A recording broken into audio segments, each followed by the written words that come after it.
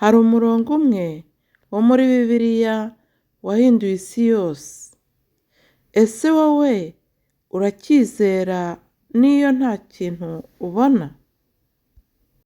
Umunsi wa 31 w'igisibo, mbeshwaho no kwizera. Igice cya mbere, igisobanuro cyo kwizera. Iri jambo turarisanga mu rwandiko Pawulo yandikiye Abaroma, ni igice cya mbere umurongo wa 17. Dusome mu izina rya Yesu. Kuko muri bwo ari namo gukiranuka kuva ku Mana guhishurirwa, guheshwa no kwizera kugakomezwa nako. Nk'uko byanditswe ngo, umukiranutsi azabeshwaho no kwizera.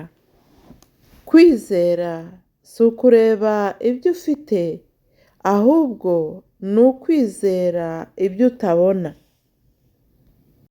Reka twumve igisobanuro cyo kwizera mu rwandiko rwandikiwe Abaheburayo, ni igice cya 11 umurongo wa mbere.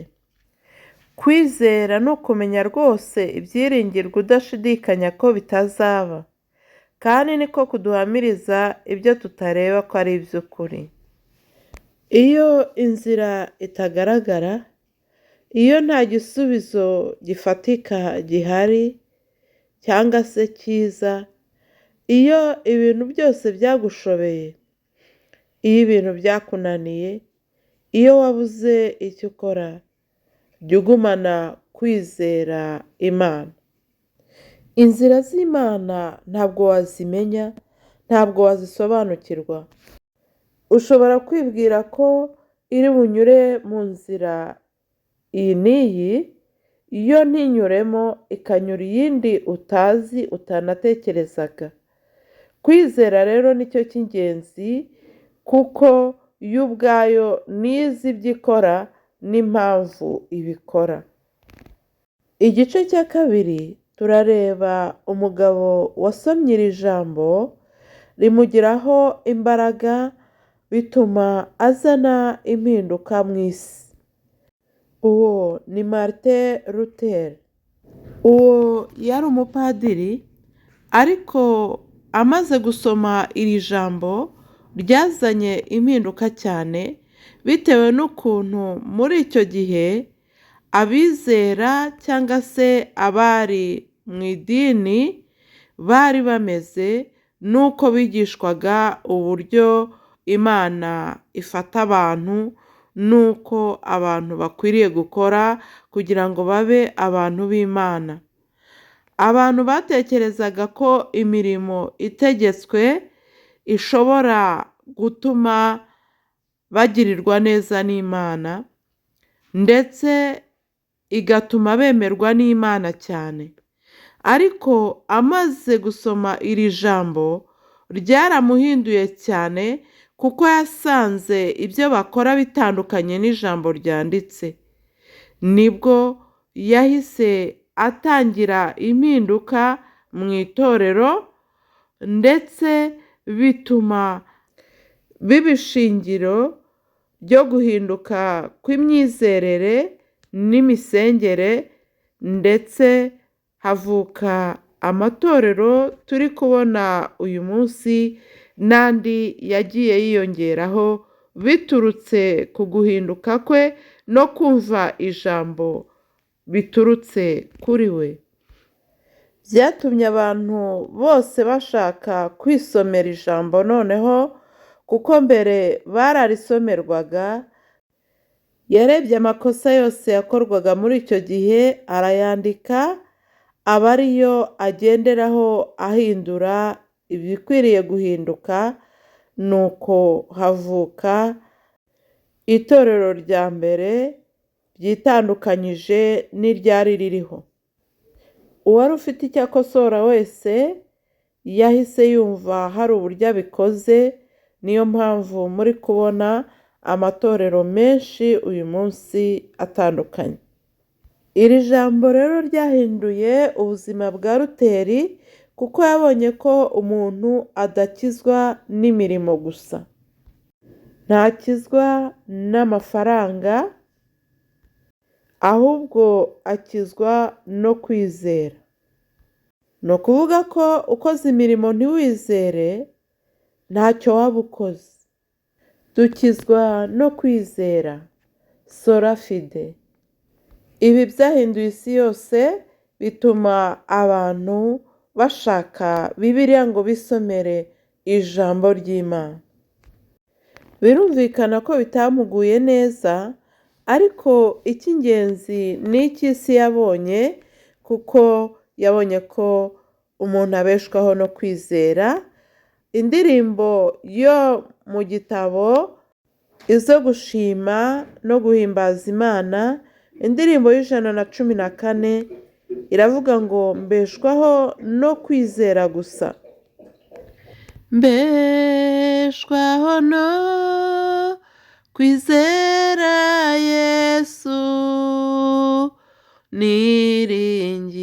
niringiye imbabazi ze, mbumbatiwe n'umukiza unkunda, nizeye Yesu nta bwoba mfite.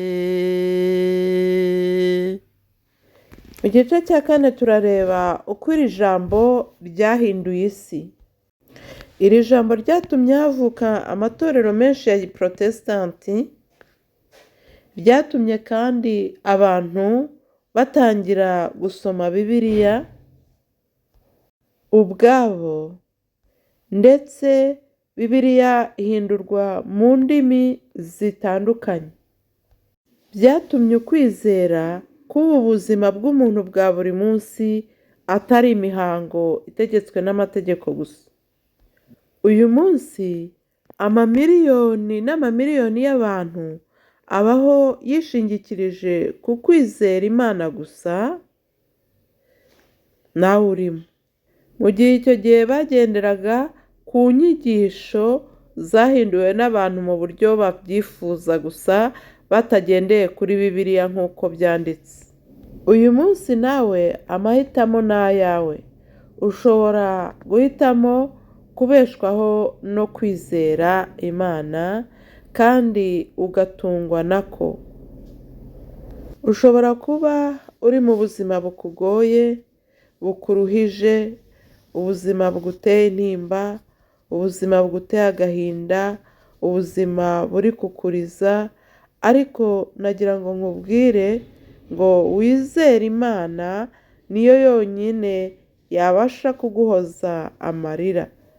Yesu yatubwiye ko azaduhanagura amarira twarize igihe tuzaba turi kumwe nawe, kandi ntabwo ari icyo gihe gusa, tukiri no mu isi ajya tugirira neza, akaduhanagura amarira twarize, akatwibagiza ibyatubabaje, maze akaturemera ubuzima bushyashya. Ingero nyinshi zirahari uburyo yagiye akiza abantu b'abanyamibabaro, abari barwaye igihe kirekire yagiye abakiza uburwayi bwabo, ndetse abari bashonje nabo yarabagaburiye.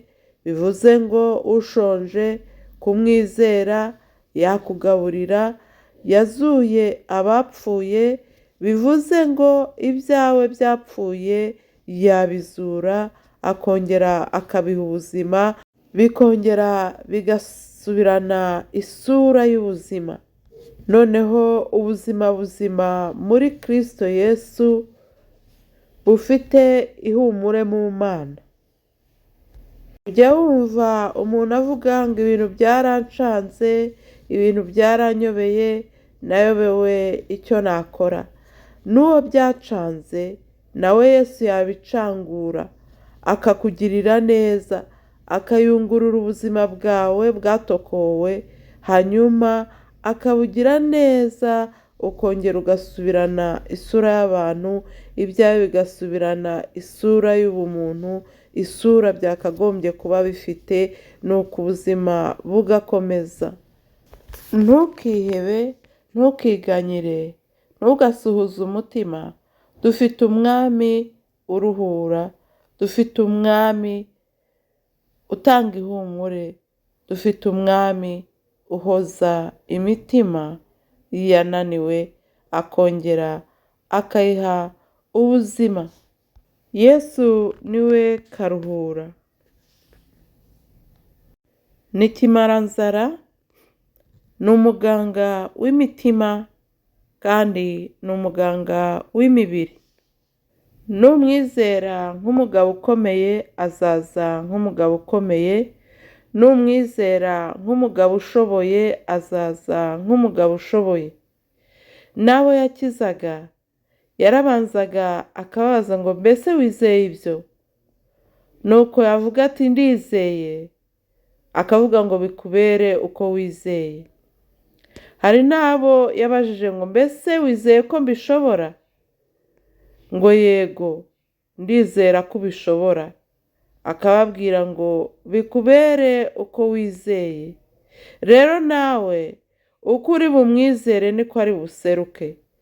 Numwizera ko ashoboye byose, muri byose ufite bikugoye arinjiramo, nuko buri kimwe cyose agende agicira inzira kandi ubone ibisubizo bikunezeza. Mu kinyejana cya 16 rero nibwo Luteri yahinduye isi kubera iri jambo twasomye mu Baroma igice cya mbere umurongo wa 17, abona ko agakiza katagurwa, ntawe ugakorera ngo ndi gukorera agakiza, ahubwo agakiza kaboneka kubwo kwizera. Menya ko kwizera atari amagambo gusa, ahubwo ari ubuzima tubamo bwa buri munsi. Nubwo waba uri kunyura mu bintu bikomeye kandi bikugoye utabonera igisubizo, menya ko Imana kandi wizere ko Imana iba iri gukora mu ruhande rwawe.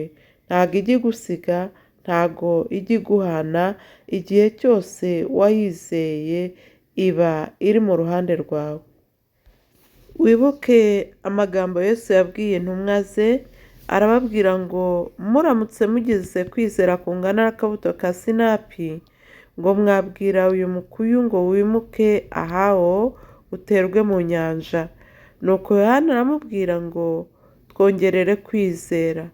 Natwe tugiye gusenga isengesho risaba kugira ngo Imana itwongerere kwizera kandi tubeshweho nako. Mana Nyagasani Mutware, Mana Nyagasani Nyiribihe, muri ibi bihe bigoye umugenzi kandi biruhije, aho tutari kubona igisubizo, aho tutari kubona inzira, aho tutari kubona ibyacu aho bigana, turakwinginze cyane kugira ngo utwongerere kukwizera, kuko tuzi neza ko ari wowe ufite igisubizo cya nyuma, ni wowe ufite ijambo rya nyuma ku buzima bwacu. Niyo mpamvu tukwinginze kugira ngo udufashe kugenda dukiranuka kandi twizeye yuko n'ibyo tutabona, n'ibyo tutari kumva hafi yacu, uzabikorera kugira ngo icyubahiro kibe cyawe. Fasha buri muntu wese utarizera umuhe kwizera, kandi shimangira cyane kwizera mu bagufite kujegajega, kandi ugufite Mwami wanjye Imana nawe umukomereze muri ko, kugira ngo tubashe kubeshwaho no kwizera. Urakoze cyane Mwami Imana yacu kuzabana natwe kandi ukatugirira neza, kandi twiringira tudashidikanya ko ku musozo wa byose uzaduhamagara tukabana nawe akaramata, aho tutazongera gutandukana. Tubisabye twizeye mu izina rya Yesu Kristo umucunguzi wacu, amen.